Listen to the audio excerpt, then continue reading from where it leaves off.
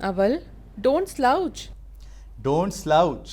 Slouch का मतलब है पीठ को मोड़कर कुर्सी के अंदर घुस जाना, पीठ को सीधे ना रखना, कुर्सी में धंस जाना। डोंट स्लाउच मतलब स्लाउच मत करो, इस तरह से पीठ को मोड़कर कुर्सी के अंदर मत बैठो, सीधे बैठो। Don't slouch.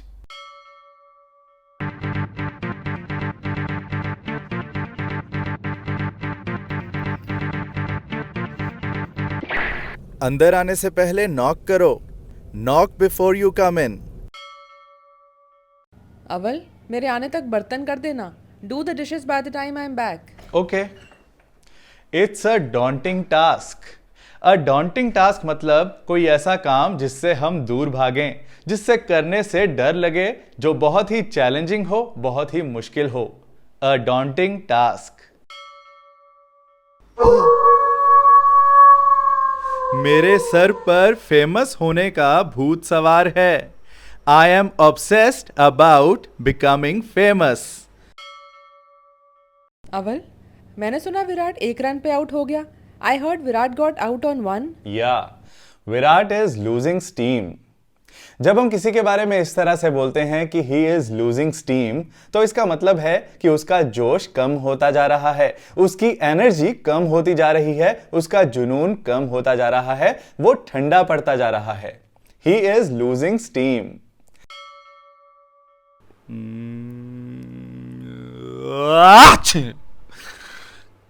मैंने तो रायता फैला दिया। I messed up. चलो साक्षी, मुझे ये रूम चाहिए। I need this room. Why? I have an interview. Oh, तो कैसा लग रहा है? How do you feel? I have butterflies in my stomach. जब हम कहते हैं I have butterflies in my stomach, तो इसका मतलब है कि मुझे अजीब सी घबराहट हो रही है। जब कोई इंपॉर्टेंट काम करने से पहले हमें अजीब सी घबराहट हो रही हो, एंग्जाइटी हो रही हो, ऐसा फील हो रहा हो जैसे पेट में बटरफ्लाइज उड़ रही हैं, तो हम कहते हैं I have butterflies in my stomach.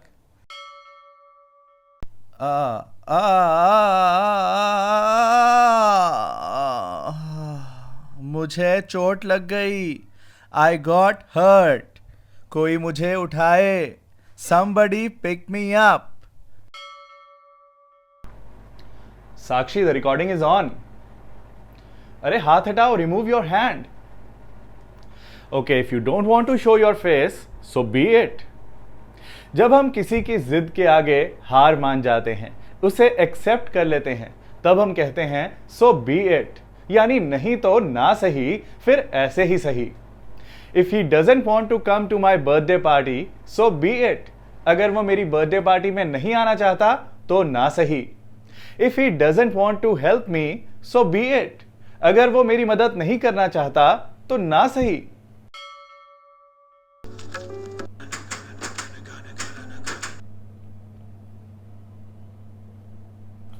अब मैं अपना क्रिकेट मैच लगा लूं?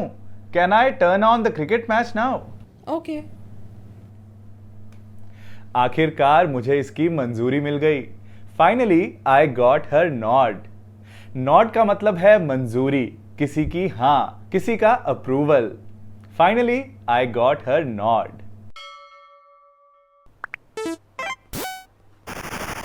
अवल, पढ़ाई कब शुरू करोगे? When will you start studying? कल से शुरू कर दूंगा। I start from tomorrow. Why do you keep procrastinating? Why do you keep procrastinating? टाल मटोल क्यों करते रहते हो? प्रोक्रेस्टिनेट करना मतलब टालते रहना, डिले करते रहना कि बाद में कर लूंगा, कल से कर लूंगा, कभी और कर लूंगा। प्रोक्रेस्टिनेट करना। Y do you keep procrastinating? टालते क्यों रहते हो? गोलगप्पे में से पानी टपक रहा है। The water is dripping from the golgappa. आप सोच रहे होंगे कि गोलगप्पे की इंग्लिश क्या होती है, पर गोलगप्पा तो एक चीज का नाम है, सो इसे गोलगप्पा ही कहा जा सकता है। हालांकि कुछ लोग इसे वाटर बॉल बोलते हैं। जैसे पिज्जा को आप हिंदी में पिज्जा ही बोलते हो, इसी तरह गोलगप्पा को इंग्लिश में गोलगप्पा ही बोलेंगे। अवल, अगर बॉस तुम्हें लंदन भेजे तो तुम जाओगे? If the boss sent you to London, would you go? Yes, of course. It's a no brainer.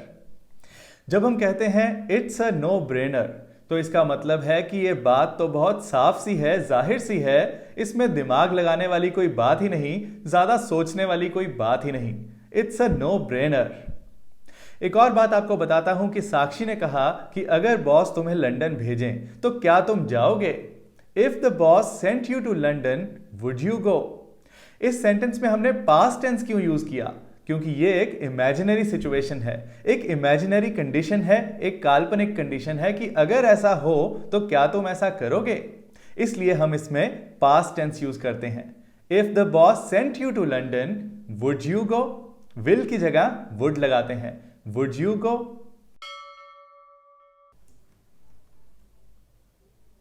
साक्षी, आज काम के बाद कॉफी पीने चलें?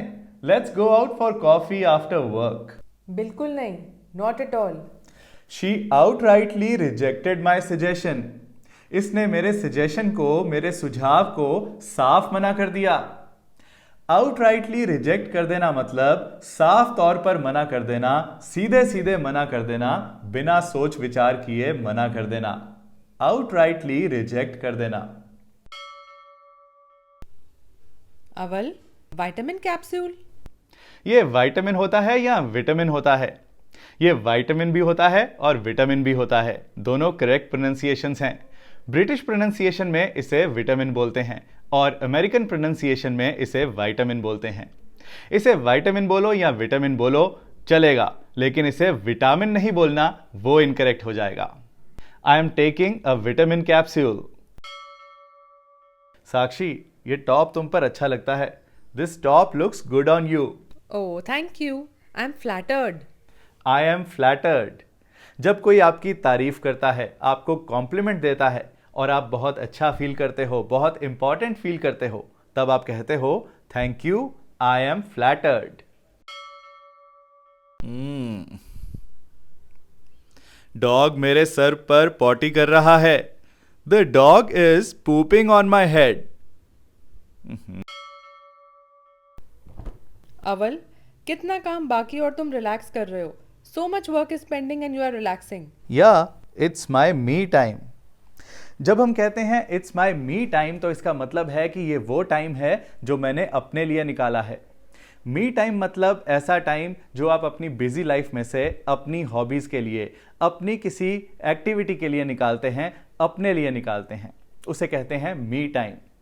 इस मजेदार लेसन की तरह मेरा फुल स्पोकन इंग्लिश कोर्स भी बहुत अलग है, बहुत खास है, जिसमें मैंने बिगिनर लेवल से लेकर एडवांस लेवल तक स्टेप बाय स्टेप सिखाया है और बोलने की प्रैक्टिस भी करवाई है।